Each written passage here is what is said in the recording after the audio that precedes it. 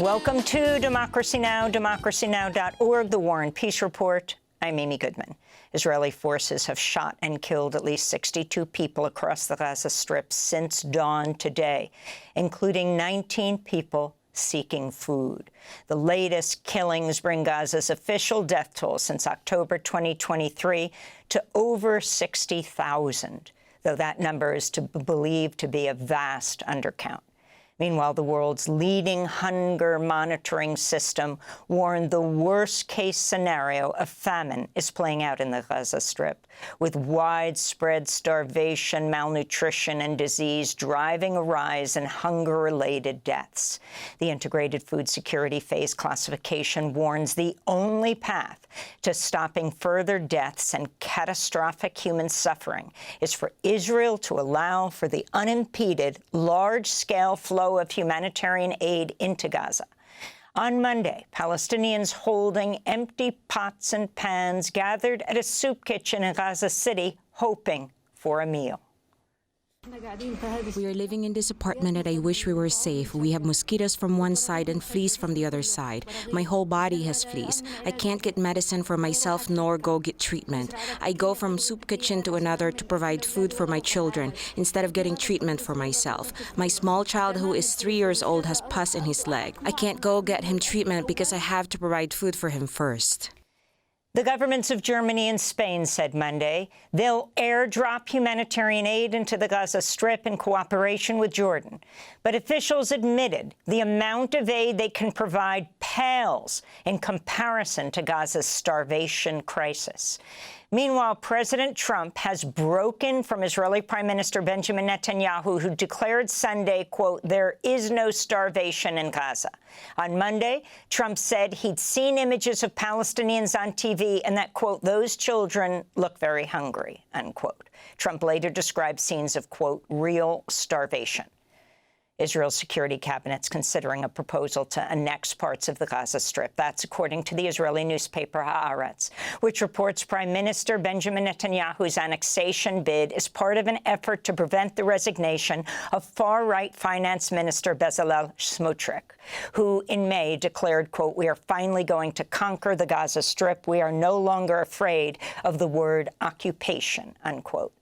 At the United Nations, Saudi Arabia and France have opened a 3-day conference aimed at recognizing Palestinian statehood as part of an effort to end Israel's assault on Gaza. Already 147 of the UN's 193 member states recognize the state of Palestine, though not the United States nor its allies in the G7 group of powerful nations. Ahead of this week's conference, U.S. Ambassador to Israel Mike Huckabee mocked France's planned September recognition of Palestine as, quote, "the new nation of Frankenstein." U.S. human rights defender Chris Smalls says he was physically assaulted in Israeli custody after he was abducted by Israeli forces who raided their Gaza-bound humanitarian aid vessel, the Handala, in international waters Saturday. The Freedom Flotilla Coalition says Smalls was choked and kicked in the legs with visible signs of violence on his neck and back, and that this level of force was not used on the other activists. Smalls was the only black crew member of the Handala, which was carrying baby formula, diapers, food, and medicine. Meanwhile, in Greece, protesters on the island of Rhodes scuffled with riot police as they were demonstrating against the war in Gaza, while an Israeli cruise ship was docked. This is one of the protesters. The killings and the embargo that is happening in Gaza must stop. The people are starving. We demand a reaction from the rest of the world, and that Israel does not operate on the backs of NATO and the West with what it's doing right now. This is murder. In the occupied West Bank, an Israeli settler shot and killed the Palestinian activist and teacher Odeh Mohammed Halalin in a village near Hebron on Monday. He played a key role in the production of the Oscar-winning documentary No Other Land, which follows Palestinians in the community of Masafer Yatta as they struggle to stay on their land amidst violent attacks by Israeli settlers. Residents identified Hadalin's killer as Yinon Levy, an Israeli settler who was put on a European Union sanctions list last year for his violent attacks on Palestinians and their property. The Trump administration earlier this year lifted the Biden-era U.S. sanctions on Levy. Video appears to show him brandishing and firing a handgun at Palestinians ahead of Monday's fatal attack. Palestinian journalist and No Other Land co-director Basil Adra mourned Hadaline's killing, writing, quote, "This is how Israel erases us, one life at a time," he said. In Ukraine, Russian strikes have hit a prison in Zaporizhzhia, killing 17 people and wounding 42. A hospital in the Dnipro region was also hit, killing 3 people, including a pregnant woman. The attacks come as President Trump moved up his deadline for Russia to agree to a ceasefire deal from 50 days to about 10 or 12 days. Here in New York, a gunman wielding a semi-automatic assault rifle walked into a Midtown Manhattan skyscraper Monday evening and opened fire, killing 4 people before fatally turning the gun on himself. Police identified the shooter as 27-year-old Shane Tamura of Las Vegas, who reportedly drove across the U.S. to carry out the attack. The building security camera footage shows the shooter enter the lobby, turn right, and immediately open fire on an NYPD officer. He then shoots a woman who took cover behind a pillar and proceeds through the lobby, spraying it with gunfire. Tamura was a competitive football player who appeared to be targeting the National Football League's corporate offices. The league has confirmed one employee was critically injured. Tamura had a license to carry a concealed weapon in Nevada.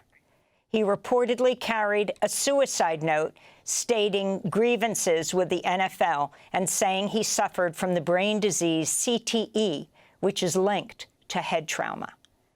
Meanwhile, in Reno, Nevada, a gunman killed 3 people at a casino resort Monday morning, leaving several others injured in a spray of gunfire before police officers shot him dead. Investigators are still searching for a motive. According to the Gun Violence Archive, there have been 254 mass shootings across the United States so far this year. A federal judge has ruled the Trump administration and Congress cannot block Planned Parenthood from receiving Medicaid payments. In its lawsuit, Planned Parenthood claimed it would have had to close nearly 200 clinics in 24 states without Medicaid funds, which would cut off care to over 1 million patients. Nearly half of Planned Parenthood's patients are on Medicaid. Jeffrey Epstein's co-conspirator and convicted sex trafficker, Ghislaine Maxwell, is appealing to the U.S. Supreme Court to overturn her conviction. Maxwell is claiming she's ineligible to be prosecuted due to a 2007 plea deal struck between Epstein and then Florida prosecutor Alex Acosta, whom Trump later named as labor secretary, who was then had to resign because of the Epstein scandal.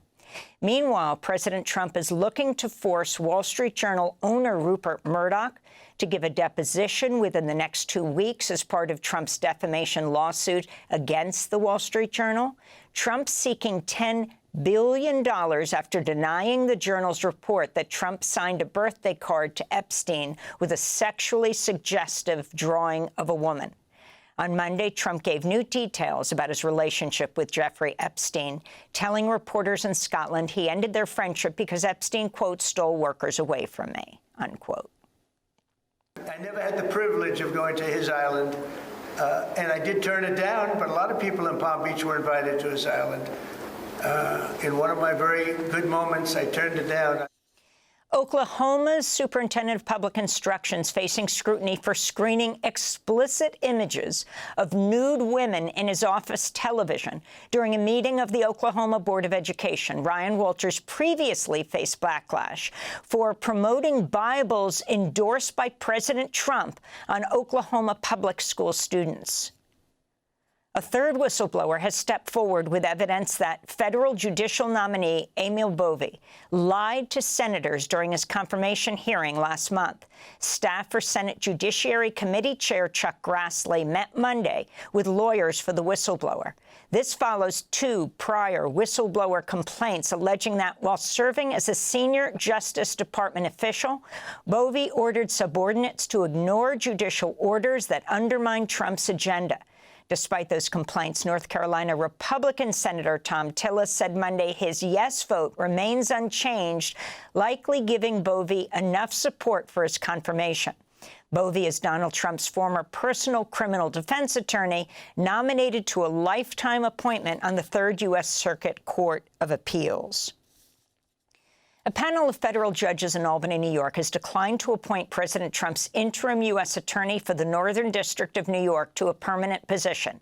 Monday's announcement means the 120-day interim appointment of John Sarcone III will expire unless Trump nominates him again. During his brief tenure, Sarcone retaliated against the Albany Times-Union for reporting that he listed a boarded-up residence as his home address and accused an undocumented immigrant of trying to kill him, a claim refuted by surveillance video.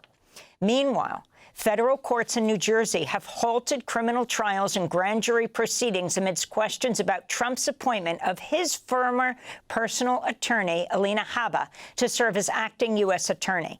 Habba had been serving as interim U.S. attorney until her appointment was due to expire last week when a panel of district judges selected veteran New Jersey prosecutor Desiree Grace to replace her. But Trump's Justice Department quickly fired Grace and named Habba as her replacement, setting off confusion about whether she's disqualified from holding the job. Trump has formally nominated only a quarter of the U.S. attorneys who serve in 85 federal districts. And the director, Christopher Nolan, is facing criticism for shooting his upcoming film, The Odyssey, in the Western Sahara city of Dakhla, which remains under occupation by Morocco. Local activists and the organizers of FI Sahara, the Western Saharan International Film Festival, warn the production normalizes Morocco's repression of the indigenous Sahrawi people who face torture and forced disappearances after holding nonviolent protests.